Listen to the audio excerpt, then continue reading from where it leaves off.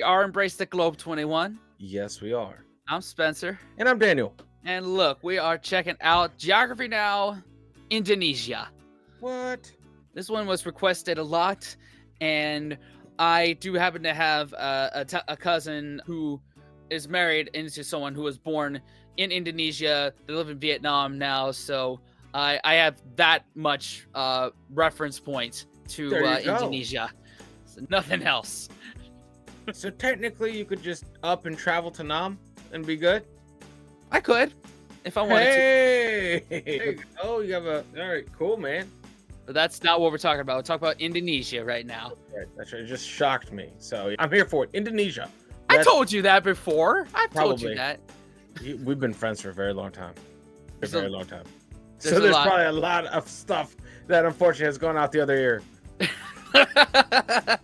That's saying I don't care, Spencer. I know. I don't care. I get it, Daniel. I care. I get it. I get it. You ready? Indonesia. Let's unpack it. All right. 3, 2, 1. Hey everybody, so if you don't know anything about Indonesia, basically all you have to know is that it's kind of like the Hawaii of the Muslim world, but it's like huge. It's like the biggest state, and with orangutans. And that's it, just no punchline. Let's just go to the intro song. It's time to learn geography. No! Fish! And I caught it right before the it straightened out. Heck yeah. Mm-hmm. Getting better. Hey everybody, I'm your host Barbie. So as some of you know, I've been to Indonesia one time on one island for like 3 hours. I ate one dish, so basically I'm like the Indonesia expert, right? Well, if not, I'm kind of like the only guy on YouTube doing full profile videos like this. So for now, you'll just have to kind of deal with me for like the next 12 or so minutes. Woohoo! Default!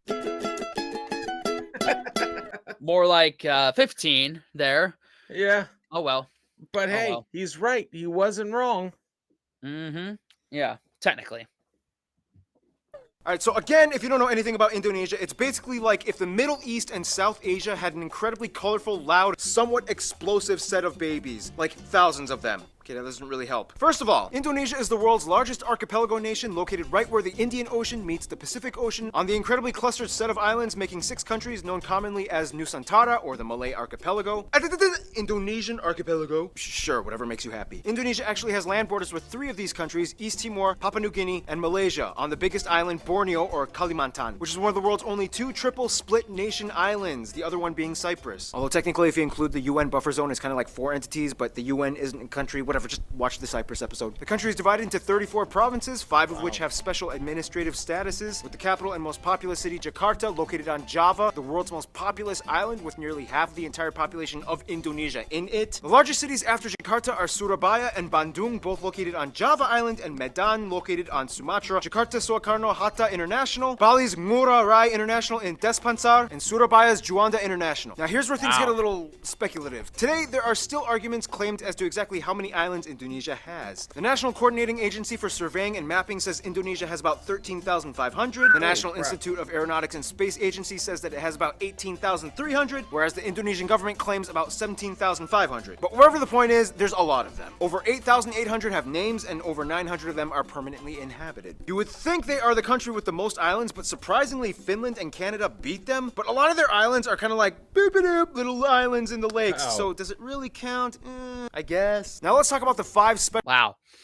How many islands does Indonesia have? Yes. Yes. That's it.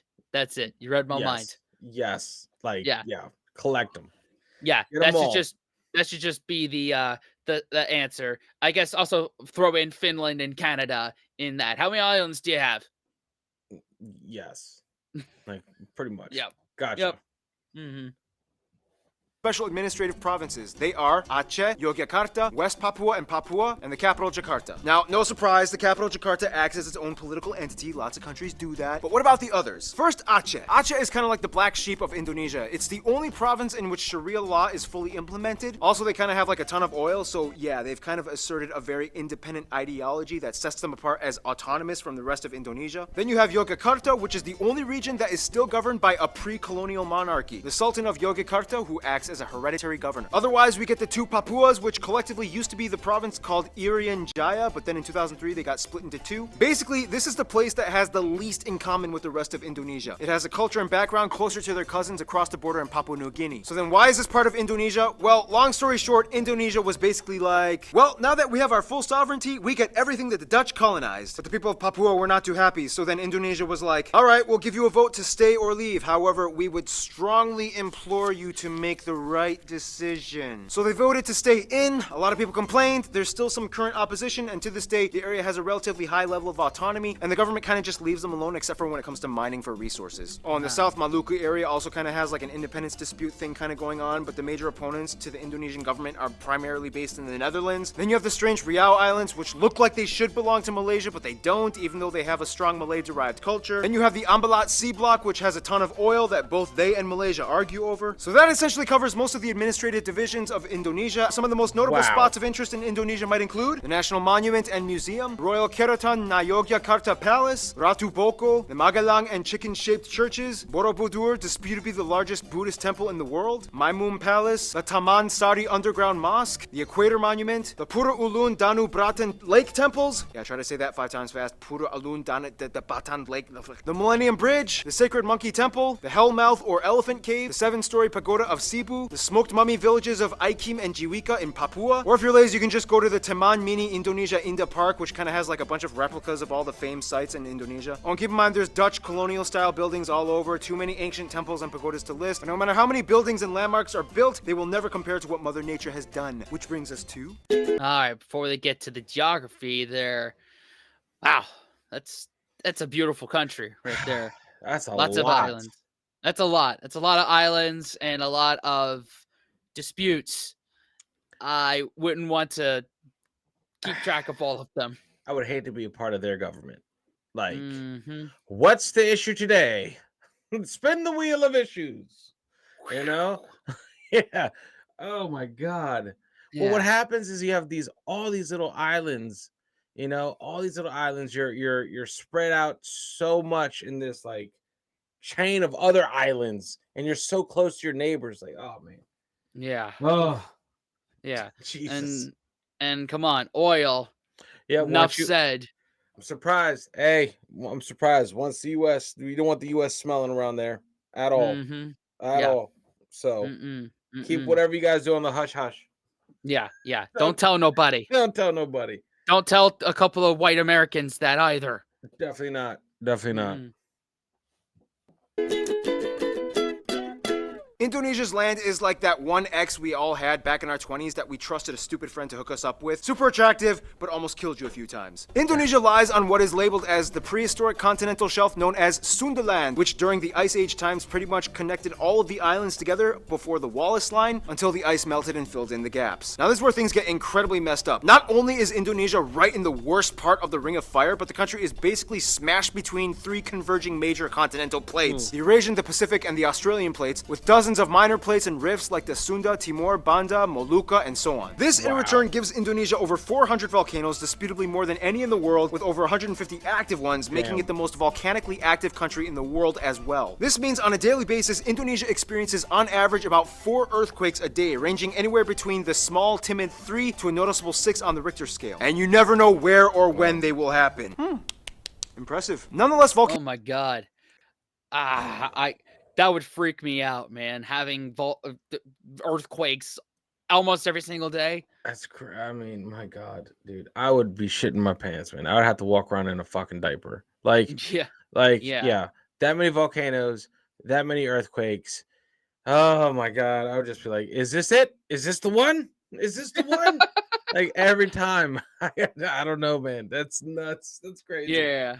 Even though our California friends are like, ugh, pathetic. Yeah, but they don't have volcanoes.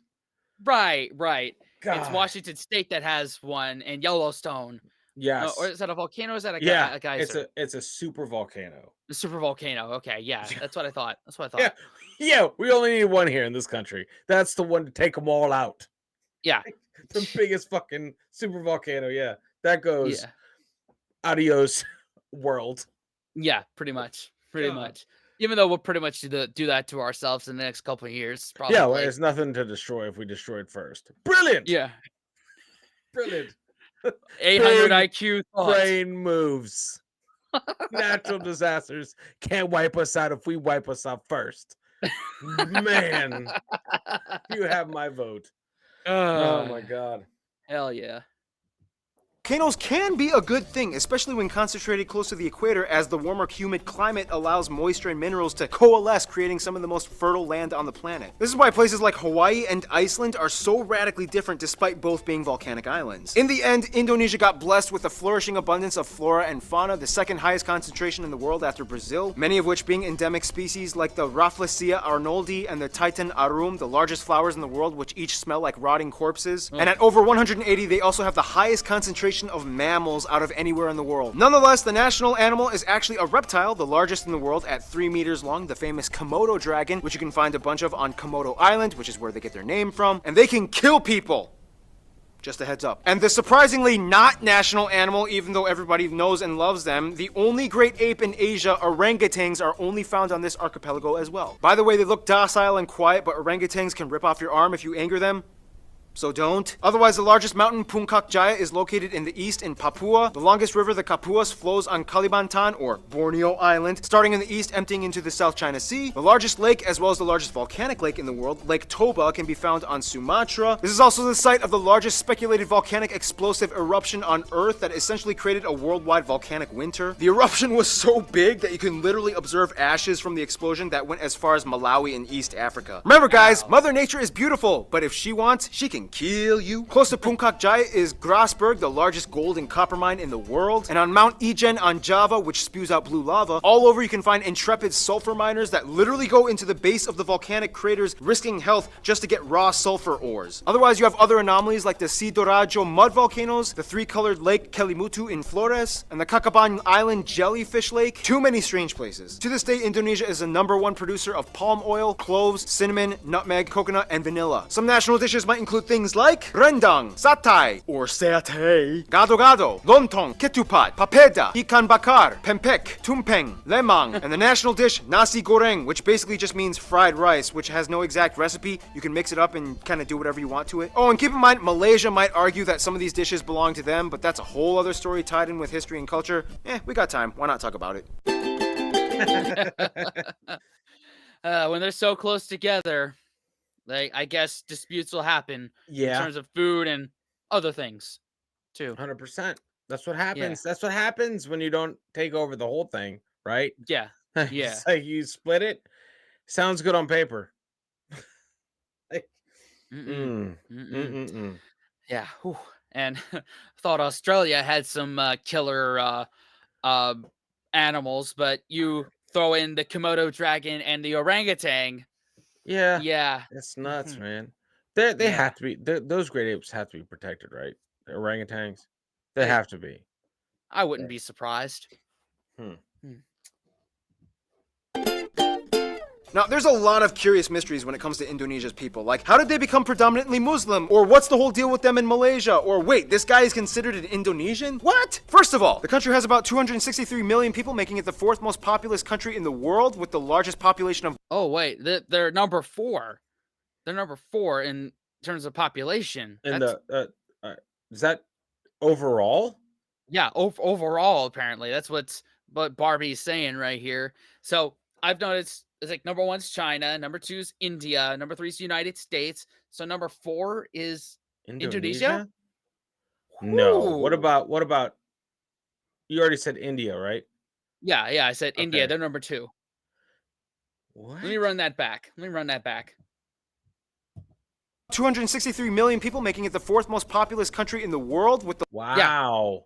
Most populous in the world, just behind the United States. Wow. Okay.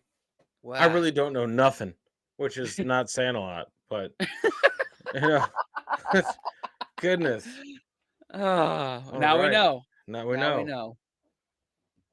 the largest population of Muslims as well. Now here's the thing, in a sense, yes, 95% of the population is considered native Indonesian, but that's an incredibly broad term considering that Indonesia has about 300 different ethno-linguistic groups split up across all the island regions of the country. If you look at a map with the actual ethnic group breakdown, it kind of looks something like this. Nonetheless, the two largest parent ethnic groups are the Javanese that make up about 40%, the Sundanese that make up about 15%. Otherwise, the rest of the population is primarily made up of smaller groups and tribes that have only around 2 to 3% each, like the Batak, the Sulawesi, the Balinese, Minangkabau, Betawi, Papuan, Dayak, and so on. Finally, about 5% are non-indigenous Indonesians like Chinese, Arabs, Indians, and even a few Europeans. They also use the Indonesian rupiah as their currency, they use the Type-C plug outlet, and they drive on the left side of the road. And here's where things get a little confusing. Culture and language. The one thing that kind of unites all Indonesians is that they share the national language Bahasa Indonesia, which means the Indonesian language. However, Bahasa Indonesia is actually kind of like a lingua franca to many of the people, as Indonesia is the world's largest trilingual country. In addition to Bahasa Indonesia, most people speak their own mother tongue as well as English. Yep, English. They caught on quick when they realized it was the money language. The funny thing is, even though the Javanese make up the largest people group, the Javanese language is not an official language. Technically, it could have been, but then that would have favored one people group over all the others, which would have caused tension, so they kind of had to choose like a neutral default. Plus, Javanese is like really hard to learn, and the original writing system, although very beautiful, is incredibly difficult to write. Nonetheless, at nearly 100 million speakers, this makes Javanese the largest non-official minority language in the world. And that's why the Bahasa Indonesia language is so strange. It's not even technically indigenous to Indonesia, but more Malay-derived. To this day, people who speak Bahasa Indonesia can understand somewhere around 60 to 70% of what their neighbors are saying in Malaysia. The biggest difference, though, would be the loanwords, as Indonesia took quite a bit of influence from the Dutch back in colonial times. For example, kantor versus kantor, doctor versus doctor, mantel, mantel, oma, opa, wortel,